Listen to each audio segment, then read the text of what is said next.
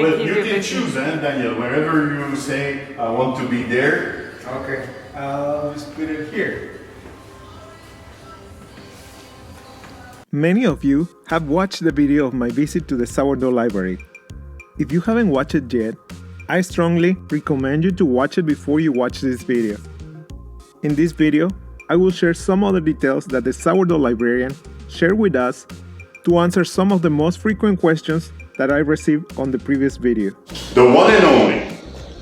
There's only one of these in the world. There is nowhere else a sourdough library. The nice thing about the library is to have one location where scientists can study what is happening in sourdough, and there's no other place where you have such a vast collection. For the moment we have like 10 sourdoughs that are part of scientific study on the digestibility of bread, because it's so important. How often are the sourdough starters fed? So last week, Tuesday and Wednesday, we have been feeding the starters from number 62 up to 130. Because so 60... every 2 months, each starter receives 3 feedings okay. with the original flour. So from all the flours, people send us every year a bag of flour so that we can feed the starters. Yeah, because I see they look a little bit hungrier than I keep them. These one will be fed, so from number 1 up to 61 will be fed, no, up to 60 actually, we started at 61, up to 60 will be fed the first week of September. Okay, do you ever use them or just for conservation? We preserve them here, so it's conservation, but sometimes we bake with it. Yeah. Like I started internships. So we had our intern, well, she's still busy. She's not here now. She's working in our microbiology in another factory. But we had her here for 2 months and a half or 3 months.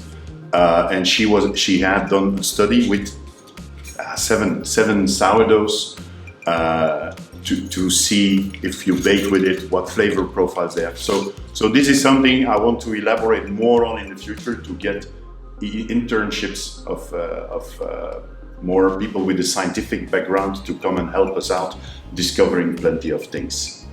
Many people ask me, which one is the most rare sourdough starter that they have? And to me, it was the jar of chickpeas. You add hot water on it, 60 degrees.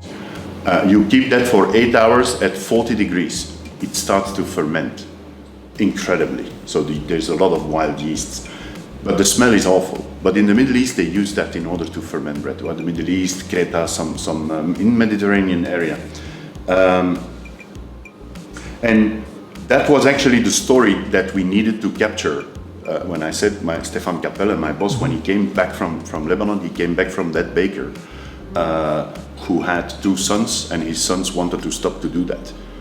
They wanted to switch to yeast, and he said, if I need someone that I can rely on to preserve my story. And that's actually what made us take the decision to create a library. Wow. That's why I have a jar of chickpeas. Another sourdough starter that is somehow rare is the sourdough starter from Guadalajara, Mexico. The sourdough from Guadalajara, birote. That was the birote. So what's so special about this is that it is refreshed. So every day they use it, they feed it with water and flour. Yeah. But once a week in summertime, they feed it with eggs, beer, and lime. The real reason I still do not understand, nobody could really explain it, but the beer is for the yeast, the eggs is for the proteins, they degrade and they give a special flavor, and the lime, because in Jalisco they put lime in everything. That's the explanation I got. Yeah. So birote. Something interesting is that this is a sourdough from Switzerland, 74. It's a rye starter. And then the birote is a wheat starter. Now, they both contain the same yeast. And the yeast strain is a Torulaspora del Bruchi. Wow. The normal baker's yeast is Saccharomyces cerevisiae, and a majority of the sourdoughs here contain the Saccharomyces cerevisiae. But these two contain Torulaspora del Bruchi. Now, the only thing they have in common, because it's Switzerland and Mexico, the only thing they have in common is that the bakery is located at 1,500 meters altitude. So we are wondering, has the altitude something to do with it?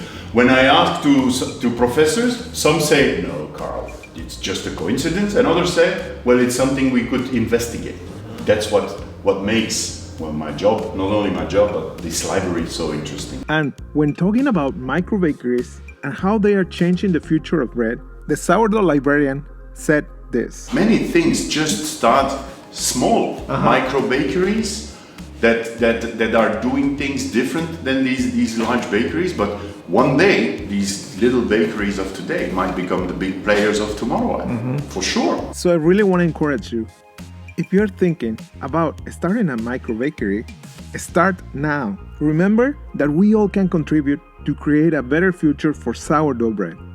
Join the Sourdough Library and register your sourdough starter on the Quest for Sourdough website.